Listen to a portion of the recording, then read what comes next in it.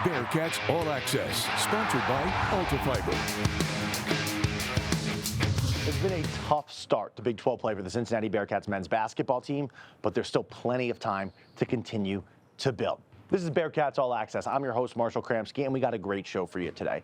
Cincinnati Bearcats men's basketball team getting ready to turn the page. They're going down to Orlando on Sunday to take on UCF. I sit down with head coach Wes Miller in our Coach's Corner, sponsored by Alta Fiber. Plus, we hear from Sincere Harris. He's been a steady hand for the Bearcats men's basketball team. But what's he like off the court? He joins us for the Player Spotlight. But it all starts with Coach's Corner. Wes Miller joins me this week on Coach's Corner, sponsored by Alta Fiber. Bearcats All Access starts right now.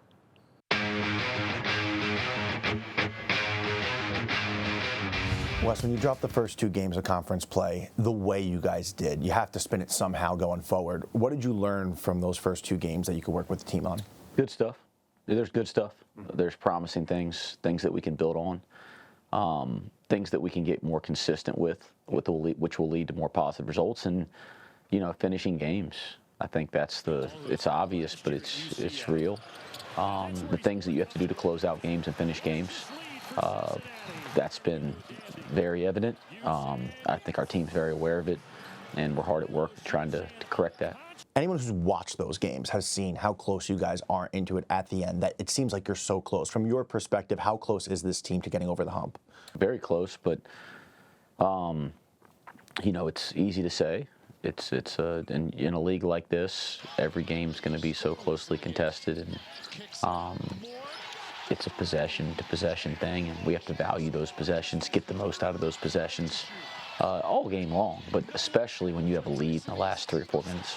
So the clip of you on the radio went kind of viral of how you guys have to feel like it's you guys against the world.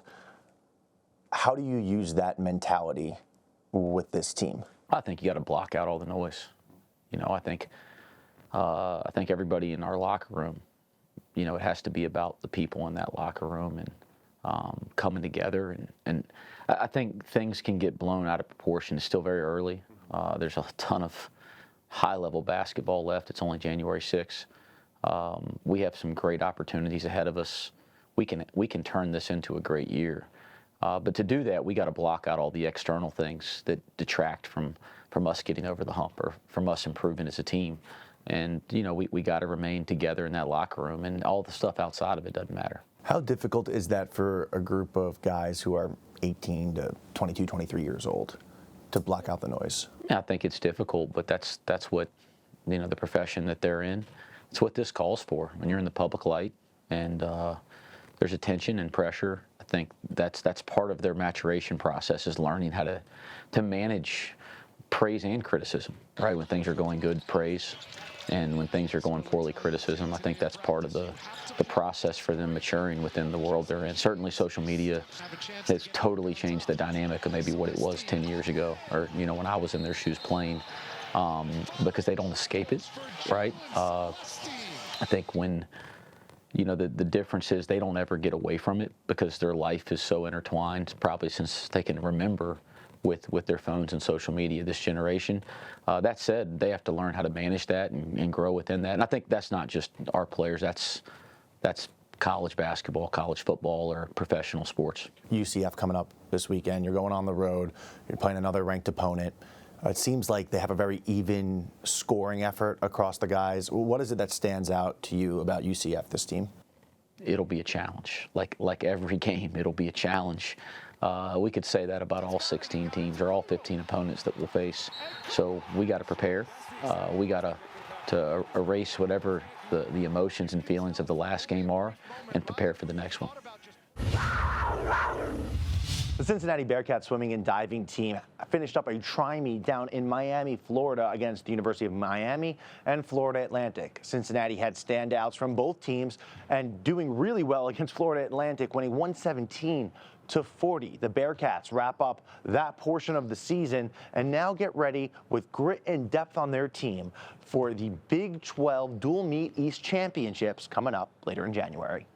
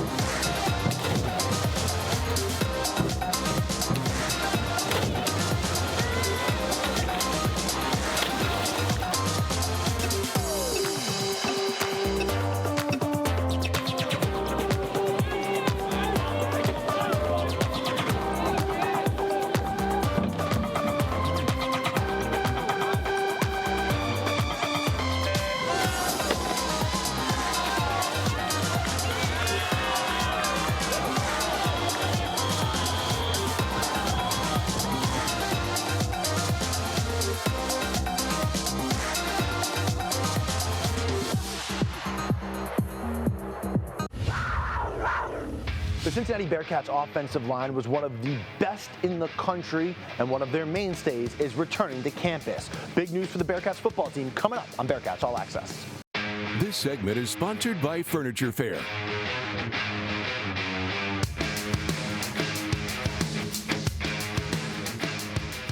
Big news for the Cincinnati football team. Evan Tangsadal, one of the forces in the trenches for the Cincinnati Bearcats, is coming back to Clifton for next season. Tangsadal was a force for the Bearcats on their offensive line, which was one of the best in the country, let alone in the Big 12.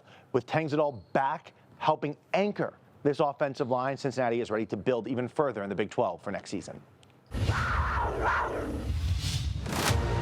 We go by getting 1% better every day. Nothing's given. You got to earn everything here. Let's go, y'all boys. I'm ready to work. Go, y'all boys. Hey, work on some more, too. Work.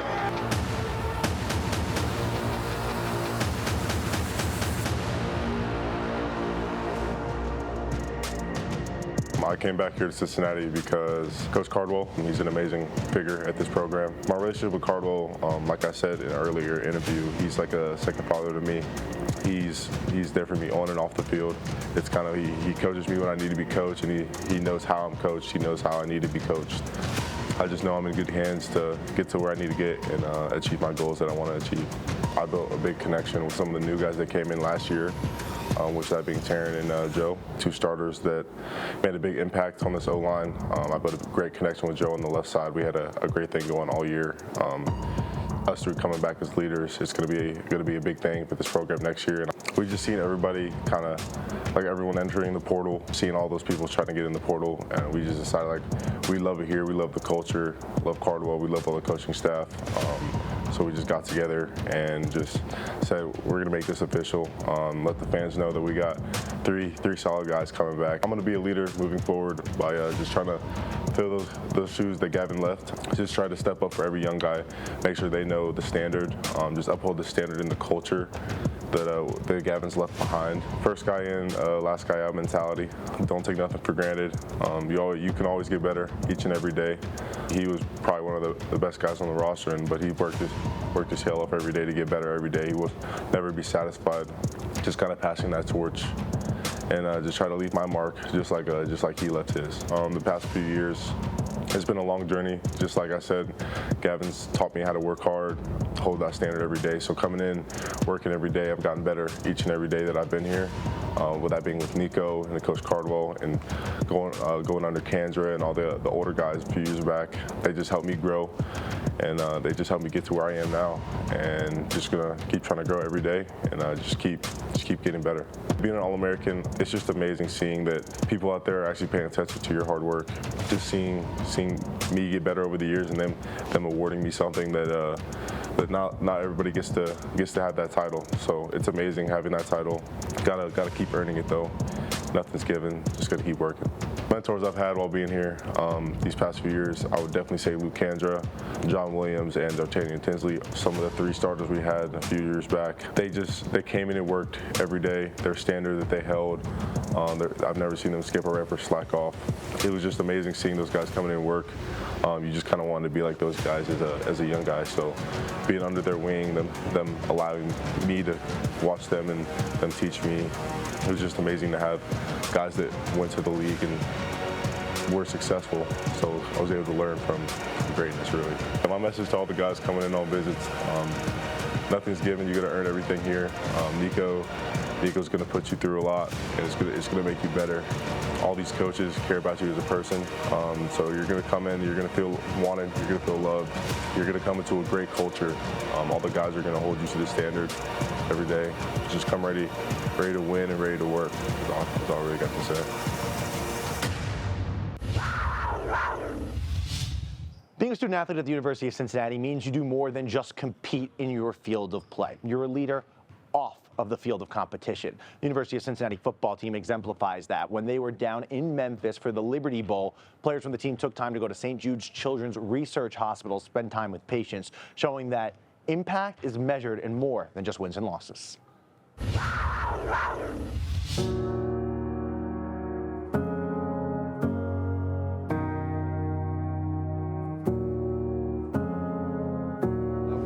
just have some interaction with our patients. We got a few kids in there now, and the families are slowly congregating. It's a quiet time here at the hospital. Thankfully, everybody got to go home for the holidays. So, awesome. But the ones that are here are excited to see you. Okay.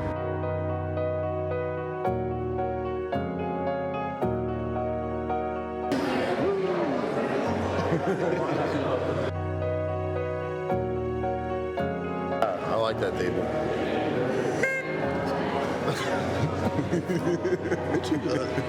It was a great experience. I feel like I haven't done that in a while, and it was always good to just be able to give back to them and give them hope, or just to give them confidence that somebody has love for them, that somebody's looking out for them. So I feel like it was a great experience for all of us to just give back to the children who even support us in a way. So they telling us have a good game on Friday. So it was just a beautiful feeling to go out there and give back. America, man. America, I can't. I need to finish my football, but that's a great start right there. All American, like my guy said.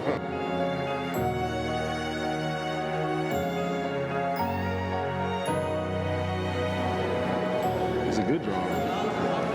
She's getting a little creative over here. Okay. You're good at staying in between. Man, Barry, you look so small compared to them. Say, Daddy's from Ohio.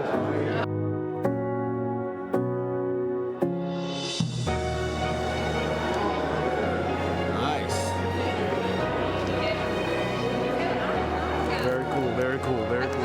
Oh, it doesn't get cuter than that.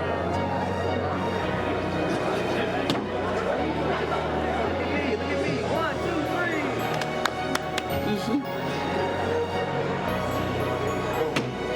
3. We had a great time hanging out with the kids in St. Jude's. Was able to connect with them and have a great time with them, man. Yeah.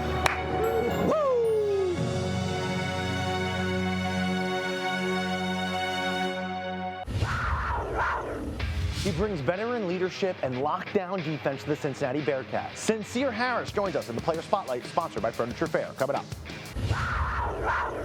Cincinnati Bearcats basketball fans have gotten to know Sincere Harris this season, a transfer who brings a steady hand of veteran leadership on the court, and his play matches that. But what is he like off the court? We sit down with Sincere Harris this week in our Player Spotlight, sponsored by Furniture Fair.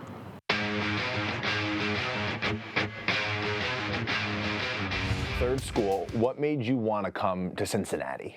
Before I committed to Illinois, I had no schools on the table from no Ohio schools, like literally no Ohio schools. This was Wes's first job here getting Cincy when I was finishing up, going into my senior year. He was just starting to get the job, and I had no schools. We had meet with him, and I thought Cincinnati was the place for me to be at for all 4 years. That it didn't work out how I was supposed to. I went down to the Boo Williams Classic down in Virginia Beach, and I killed it. And then I was getting calls from different type of schools, but Cincinnati was the school that I always wanted to be at. So that's pretty incredible. Like, not many people have the chance to say, okay, this didn't work out the first time, but now I got a second chance to go where I'm supposed to be. Yeah. Do you feel lucky about that? That's a really cool story. Nah, I do. It's awesome to be here. I think the fans are great here. I think the atmosphere is good. I think the coaching staff is a very elite here. Wes does a good job building connection with his players. You say elite. When I think of elite and I think of you, I think of defense. And you, one of the, a guard on the all Big 12 defensive team. Where do you get that mentality from?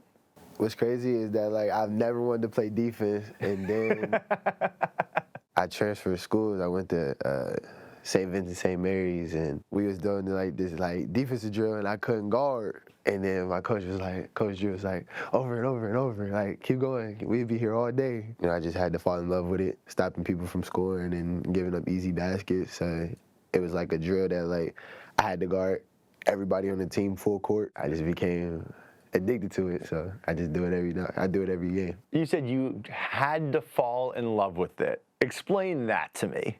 Defense wins championships, that's what I always heard. So I couldn't be the weak link on the team as far as, like, not being able to guard, not being able to fight over ball screens, not being able to communicate. I always wanted to be that guy that always contribute. I think that says a lot about your character, going from what you said, afraid of being the weak link, to one of the best in the country. That takes a mindset, right? Like for defense, anything, to say, this is something I'm not very good at, something I don't like, to be great at it. Where did you learn that mindset from? Me and my dad was talking, and when I was going into Illinois, I was actually like the bottom person on the team, like far as like on the depth chart as a freshman. I was really known for offense, so I'm like, offense ain't really nothing to me. So coming in, you know, just bottom guy on the depth chart, me and my dad had a conversation, and he was like, just hang your hat on defense. Just hang it out there. Like, that's the only way you're going to get playing time on the court as far as being a freshman. It went from there, just kept building up. Then I built myself a name, and it just kept going. Let's talk some women's hoops by getting to know Paige Whitted, this freshman 5'9" guard who joined Cincinnati from Memphis, Tennessee, where she was a standout at Briarcrest Christian Academy. Whitted brings depth, athleticism, and high scoring potential to the Cincinnati Bearcats backcourt. Let's get to know Paige Whitted. Hi, my name is Paige Whitted. I am a freshman shooting guard from Memphis, Tennessee. I chose Cincinnati because of the coaching staff. They've been recruiting me since 2022, and I committed when they moved here from Memphis in 2023. So I've had a good, long relationship with them, and they just connected with me from the get-go. I'm really excited just to have a fresh start and just be with my teammates and striving for new goals. I think around 7th grade, I think that's when Gigi Bryant passed. I wanted to keep her number. I have a father as well that played basketball, and Kobe and the girl dad thing with my dad is like a girl dad relationship with basketball. Like I said, I come from a basketball family, really my dad's side. Everyone on his side has played basketball in college. Like my dad, he played at Tennessee and he played overseas and NBA. So I've just been liking basketball since I was born. I remember my mom telling me that I crawled to a basketball as a baby. So I think I've always just had this connection with it, and I just continued it. I would say him. He's definitely one of my influences, but another one is Stephen Curry. Honestly, I admire his game on and off the floor, not just his shooting ability, but also him as a person and how he relates to others, and he relates to me in a certain way as well. I'm going to say creative. I'm very supportive and unique.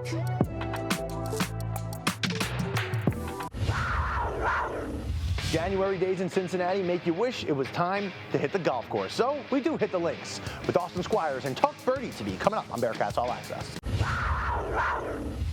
Let's hit the links for one of our favorite segments. Austin Squires and Talk Birdie to Me. Squires hangs out with standout Leo Wessel on this week's edition of Talk Birdie to Me.